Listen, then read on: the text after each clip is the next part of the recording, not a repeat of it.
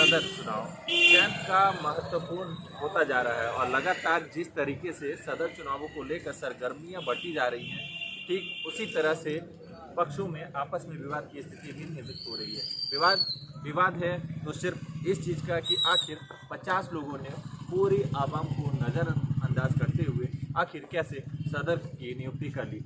यह पूरा मामला सामने आने के बाद फिर दोनों पक्षों में हड़कंप की स्थिति है, तो वहीं दूसरा पक्ष लगातार इन चीज़ों को लेकर विरोध पर आक्रामक है। आइए हम सीधा जुड़ते हैं लोगों से और बात करते हैं और जानते हैं कि इस सदर चुनाव को लेकर आखिर इतना महत्वपूर्ण क्यों होता जा रहा है। आखिर सिंगरौली शहर या फिर अन्यत्र क्यों लोग सदर चुनाव को इतना गंभीरता से ले रहे हैं।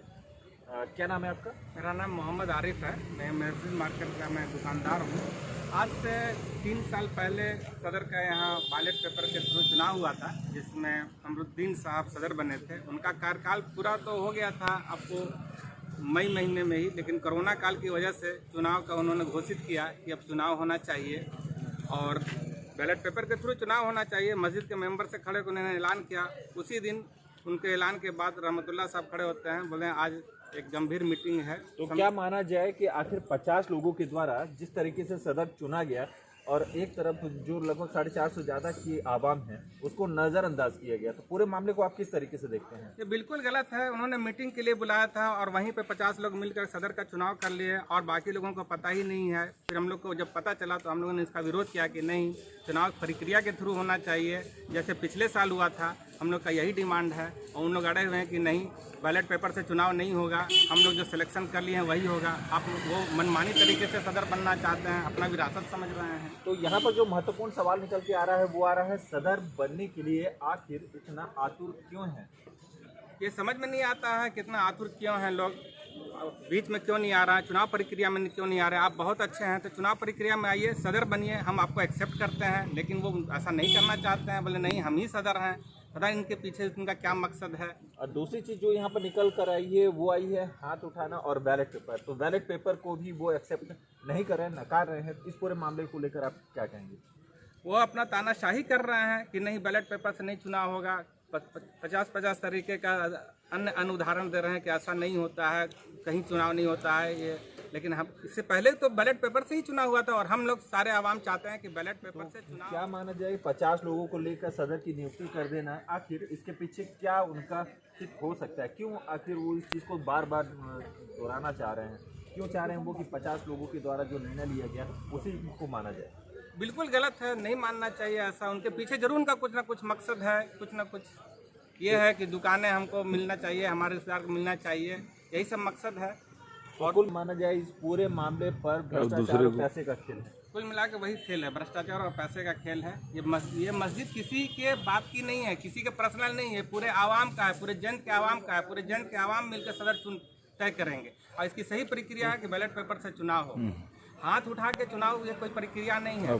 हम ना जिनको घोषित किया गया उन्होंने 50 आदमी की परवेज साहब सदर हैं, वो भी हमारे दुश्मन नहीं हैं। अगर वो जीत जाते हैं मैं उनको भी एक्सेप्ट करूँगा, लेकिन चुनाव प्रक्रिया के थ्रू आए और सदर बने। तो 12 तारीख को जो चुनाव की तारीख घोषित की जा चुकी है, नामांकन आज और कल से शुरू होना है, तो लगभग उस नामांकन की स्थिति में कितने लोग नजर आ सकते हैं? उस नामांकन की स्थिति में बहुत लोग नजर आएंगे। वो यहाँ तो लोगों ने अपना जो फॉर्म भरा है, लगभग 400 के फॉर्म में भरा है, उसमें अब 2-4 लोग आएंगे जो सदर बनने के इच्छुक होंगे, वो अपना नामांकन करें। से जुड़ते हैं और आखिर सदर चुनाव को लेकर हम जानते हैं और उनका रुख क्या है इस पर हम चर्चा करेंगे। तो हमारे साथ यहाँ पर कुछ और भी युवा लोग हैं, आइए हम जुड़ते हैं। क्या कुछ कहेंगे सदर चुनाव को लेकर? जिस तरह से सरगर्मियां बढ़ती जा रही हैं और लगातार एक पक्ष के द्वारा 50 लोगों को बुलवाकर सदर घोषित कर लिया गया है। देखिए, उन्होंने ही मतलब बैलेट पेपर पर पिछले साल का जब 3 साल पहले ये चुनाव की बात हुई, उन्होंने इसकी बात की कि बैलेट पेपर पर चुनाव होना चाहिए। जब उनकी हार हो गई तो दोबारा वो चाहे कि अगर हम खड़े होंगे तो हार जाएंगे। इसी वजह से उन्होंने बैलेट पेपर पे 50 लोगों को इकट्ठा करके हाथ खड़ा करके उन्होंने अपने आप को सदर घोषित कर दिया। तो क्या माना जाए कोरोना काल का उन्होंने पूरा फायदा उठाते हुए इस चीज़ को अपने पक्ष में किया? देखिए, कोरोना तो एक बहाना है लोगों के अंदर, मगर उनको किसी न किसी प्रकार से इससे मतलब चुनाव ना हो, बस उसी प्रकार काम कर रहे हैं। मगर आवाम जो चाहती है उनके 50 लोगों के चाहने से नहीं होता ना।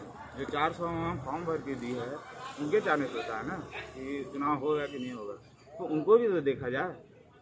तो क्या माना जाए, मस्जिद का ये पूरा चुनाव जो है भ्रष्टाचार और साफ सुथरे छवि के लोगों के बीच की लड़ाई मानी जा सकती है? ये देखिए, ये तो नहीं कहा जा सकता भ्रष्टाचार है जो भी है।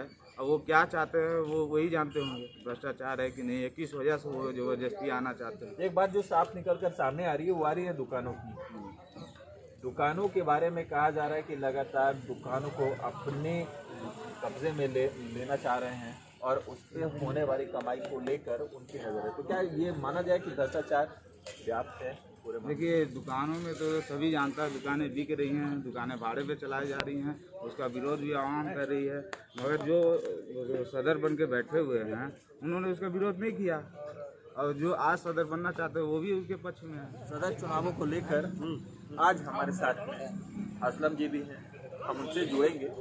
अब चूँकि 12 तारीख बहुत ही नज़दीक आ रही है और लगातार सरगर्मियाँ बढ़ रही हैं, तो ठीक है, आइए हम जुड़ते हैं और सीधा असलम जी से जानते हैं कि आखिर अभी इतना सेंस नहीं है। चुनाव का पूरा प्रक्रिया पूरी है। हम लोग जिस तरह का पिछले साल हुआ था उसी तरह हम लोग चुनाव करवा रहे हैं। उसी तरह हम लोग फॉर्म भरवा ली, 400 के लमसम फॉर्म भर चुकी है। चुनाव है आपका 12 तारीख का चुनाव है। चुनाव में हम लोग आएंगे, सामने वाला पक्ष भी आए, तय हो, जो भी चुनाव जीत के आएंगे उसका स्वागत करेंगे। तो आखिर जो दूसरा पक्ष है वो चुनावों को लेकर घबराया हुआ क्यों है? आखिर वो उस चुनाव पे क्यों? उनका हार का डर है, ये हम हार जाएंगे, आवाम के बीच किस मुंह लेके जाएंगे। पिछली बार हम ही लोग चुनाव करवाए थे, इस बार चुनाव करने के मूड में है नहीं।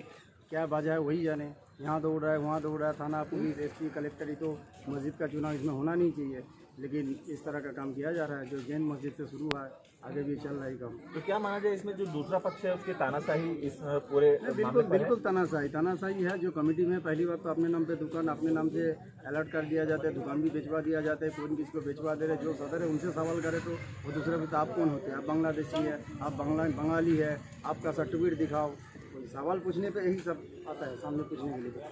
तो लगातार पूरे मामले को भटकाने का प्रयास किया जा रहा है दूसरे पक्ष के द्वारा। बिल्कुल बिल्कुल, और नाम से जात से तुम फलाना हो, तुम वहाबी हो, तुम सुन्नी हो, तुम वो, इस तरह का माहौल बना दिया गया है। तुम कहाँ का? तुम कलकत्ता का। हम कलकत्ता में हिंदुस्तानी हैं, हम हिंदुस्तान में रहते हैं, उसका कानून फॉलो करते हैं। हम मस्जिद सबके लिए होता है, मस्जिद में कोई भी आ सकता है, कोई भी जा सकता है, उसको तो कोई रोक नहीं सकते। लेकिन ये लोग रोकने का भी काम कर रहे हैं। जी आप ये काम का है, आप कलकत्ता का है, दूसरे उसका है, कि आप आगे इसका लड़ेंगे, चुनाव में खड़ा नहीं हो सकते हैं, चुनाव नहीं लड़ सकते। क्यों नहीं लड़ सकते? हम भी हवा में, हम भी देशवासी, हम भी भारत के रहने वाले हैं। तो लगातार यहाँ पर जो सवाल हमने रखा और जो जानकारी निकल कर आई वो साफ तौर पे बता रही है कि एक पक्ष के द्वारा सदर को घोषित कर देना कहीं ना कहीं पूरे मामले को संदेह के घेरे में खड़ा करता है। तो वहीं 12 तारीख को होने वाले सदर चुनाव पर विशेष नज़र रहेगी और आखिर इस पे क्या होता है आने वाला वक्त ही बताएगा और आवाम तय करेगी कि आखिर अगला सदर कौन होगा। तो बने रहिए हमारे साथ।